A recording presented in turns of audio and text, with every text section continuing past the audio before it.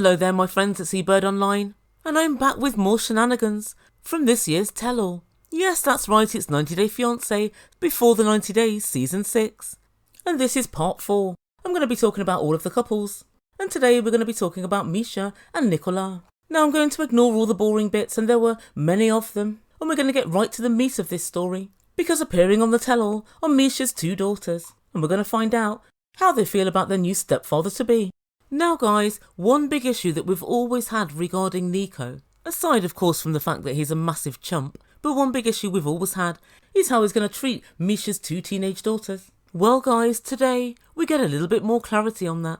And as far as I'm concerned, it doesn't disappoint. But before we get into all of that, please don't forget to like and subscribe, all of that good stuff. Press that big red button. And also please don't forget to press the like button if you enjoy the video. And also don't forget to share if you know anybody else who might be into my snidey comments. Thanks guys. Right, so without further ado, I give you Meisha and Nicola at the tell-all.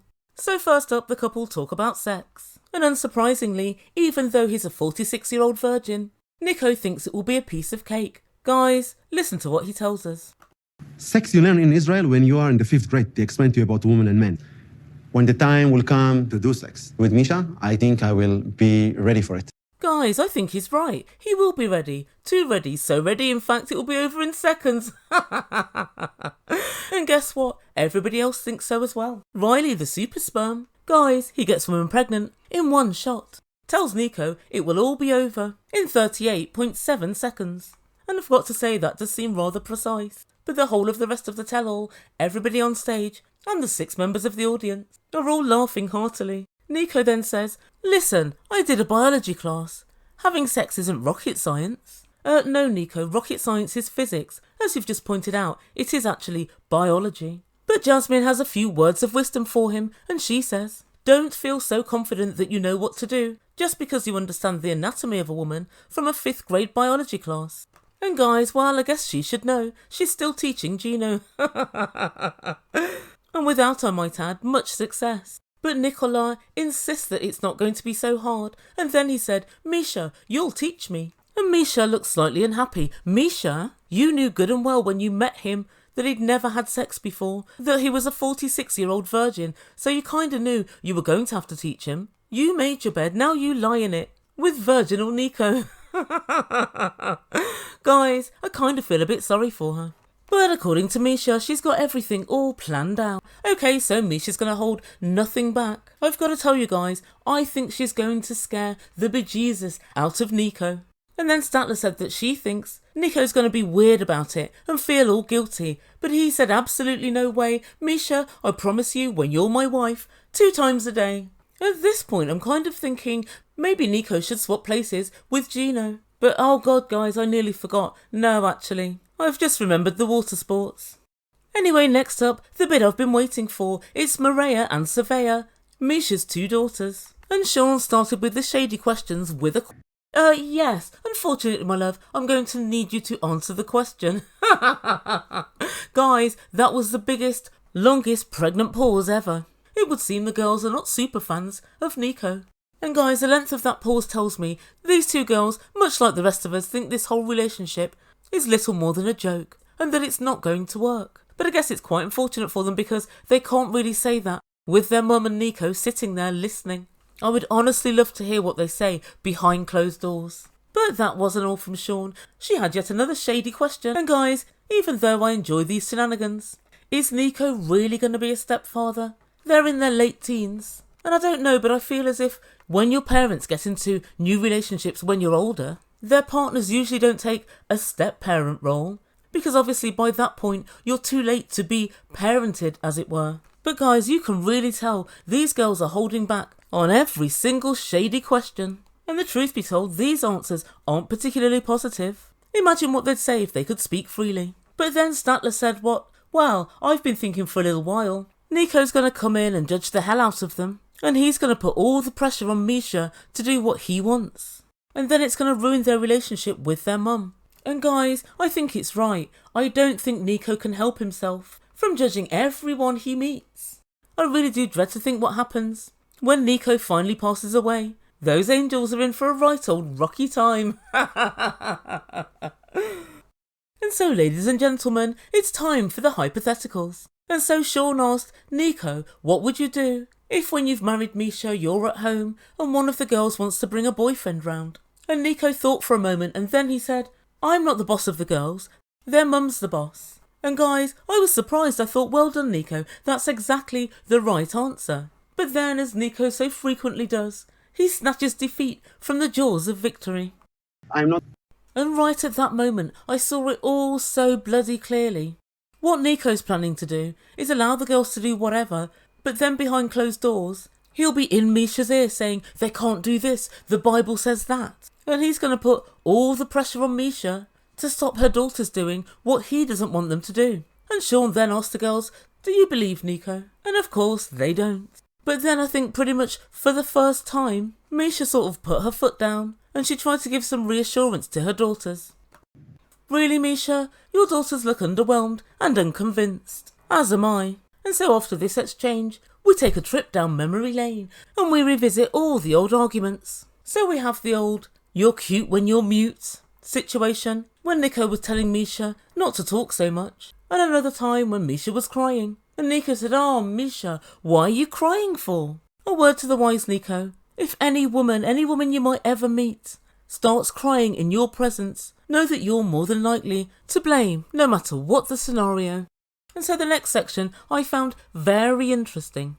So Shaun asked the girls, how do you feel when you see these exchanges? And they pretty much said they were unhappy with it, especially the part where he didn't care if she was crying. One of the girls then said this, and it really got me thinking. She said, what happens if we did develop a father-daughter relationship and we went to him with concerns and he treated us in a similar fashion? Well, I think it almost goes without saying he more than likely would, but this is what I took from that. I've always been wondering, why did Miesha suddenly decide to be religious and she wanted a super religious guy? Because I don't think that she just stumbled across Nico. I think this was an active decision from her. When her daughter said father-daughter relationship, it makes me wonder, is their dad still in the picture? Because maybe if he's not, and maybe if he wasn't the person that Miesha thought she'd married, maybe that's why she's gone to the opposite end of the scale and she's looked for a super religious man in the hope that he'd maybe do the right thing. It would surprise me if their father was still in their life that they would describe a relationship with another man as a father-daughter relationship. I don't know, it just really made me think. Am I putting 20 on 10 here?